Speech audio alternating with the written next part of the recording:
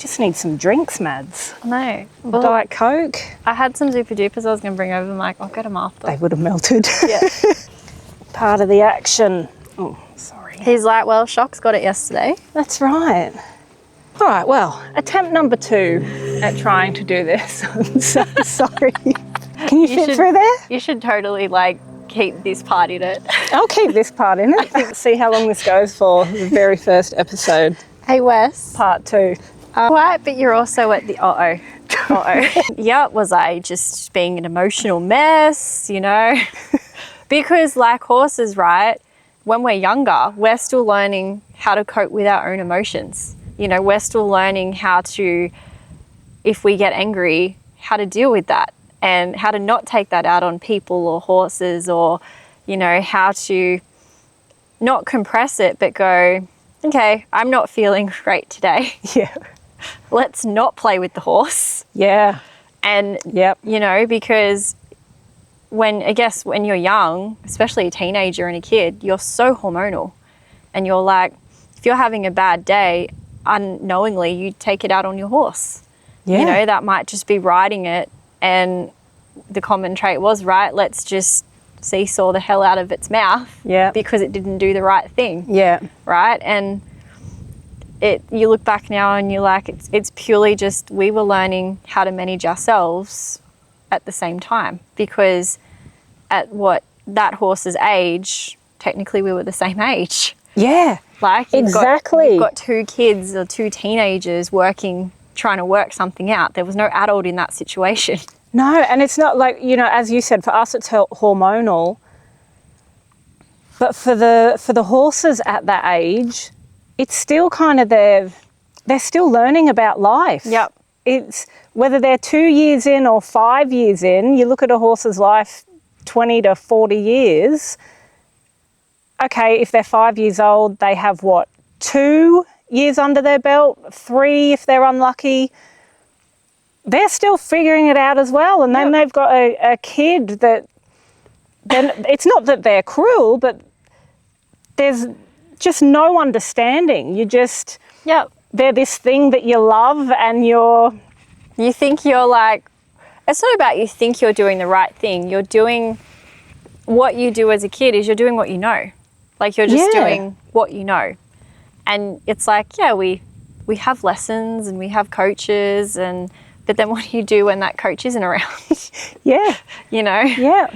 It's when you're riding. Sorry, keep talking. I'm just moving the camera again, or making sure it's still on. Keep talking. When you're riding with someone, it's a bit like they're there and they're giving you that, okay, like when your mind starts to wander, they're like, no, this is what we're doing. Come back to that. Okay, the coach can see you're starting to struggle or feel, I guess, as a kid or a teenager, emotional with what you're doing. They go, no, let's try it this way. That's not working. Let's try it this way. So you have that adult guidance where it's to help you when the horse goes, oh, thank God. Yeah. Right? Yeah. Whereas, but when it's just you and your horse, God knows what you get up to and do. I'm so naughty today, Mum. So naughty. You know. So how has, because like we've all been there, because we were all kids riding, how has that emotional development, not even as a trainer, like obviously you train and it becomes inherent and there are all these pieces to the puzzle that make up the horse we're working with. But how has that emotional, not clarity, but just being able to control your emotions changed your relationship with horses that you work with now? It's so funny you say that. Okay, so patience. I had no patience as a kid. Okay. I was so impatient. Whereas now, the one thing that people comment on when I'm playing with their horses is, my God, you are so patient. Right. And it makes me go, oh my God, I never was. I was so impatient. I was like, no, do it now. Please do this right now. I want this done now. And I get frustrated that it wouldn't happen. Yeah. Whereas now I'm like, no, it might happen tomorrow, might happen the next day, it might happen next week. Yeah. Because it's that understanding of going with your own self of, you know, we might have an off day. So as an adult, you learn to, but again, in saying that, not all adults are aware of that themselves yet. Yeah, true. Of going, no, like, I'm struggling today. So, yeah, the horse could be struggling. Like, they're not robots.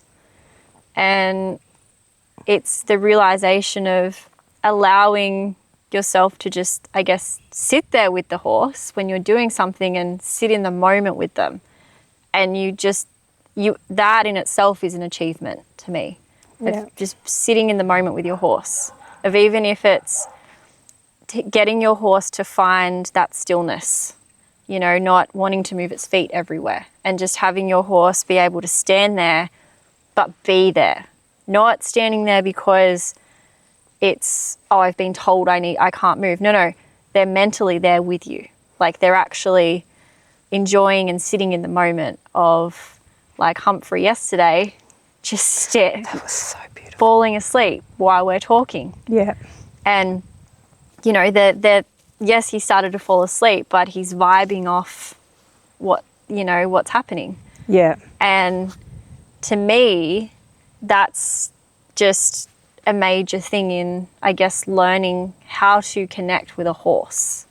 It's just that of, we're always taught, get the horse moving forward, do this, do that, get the horse's feet moving, blah, blah, blah, blah. Well, to me, it's like, no, emotionally, we need to be able to just sit there in stillness, because me as a kid had no patience. I couldn't sit there in stillness, right? As an adult now, I can't sit there in stillness when there's no animals around. Yeah. But when there's a horse around, I could sit there all day. And just because it's like that horse is, it's almost like I have my own emotions, they have theirs. I don't expect them to take on what I'm doing, and I shouldn't have to take on how they're feeling. But we find the middle ground of, this is the zone, this is where we're going to be.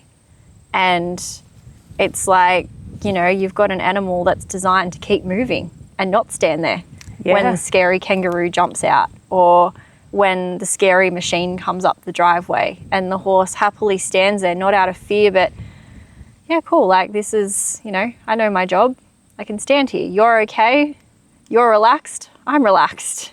And that in itself, I think, is a huge achievement of just a horse being able to chill out with you, and not, rather than it standing there and thinking, yeah, I'm standing, but I'm standing here really stiffly, and I'm standing here because you told me to stand here.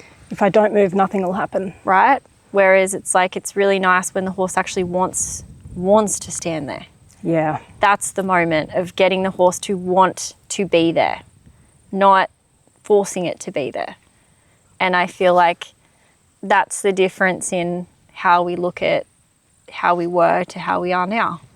Of the horse actually wanting to do that with you, you know, and the horse maintaining that childish behavior, but they're still getting the job done, you know. It's really funny. So today I had clients here, and we were talking about, the first thing they said when they dropped their horse off to me 2 weeks ago was, it would be really awesome if you could keep his personality. Like, if he maintains his personality. Yeah. And his personality is, he's so cheeky.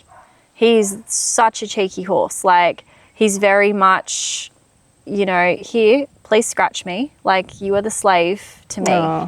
And Sorry, keep talking. You know. I hate walking away. it's very, he has so much personality of, like, okay, leaving a saddle blanket on a fence and picking up that saddle blanket and carrying it around and throwing it and standing on it. And like that personality of that horse, that playfulness. And they said to them it was so important that that horse keeps that. And today they made a comment of, you know, because they said he goes, look, I know we spoke about this, but he's like, it's really cool to see that he's able to be calm and work through the cues you're giving him, but his personality is still there. Yeah, like that lovely. Playfulness of the horse, the curiosity, and he's so intrigued in what you're doing. Yeah. You know, it's rather than him just doing it because he was told to do it.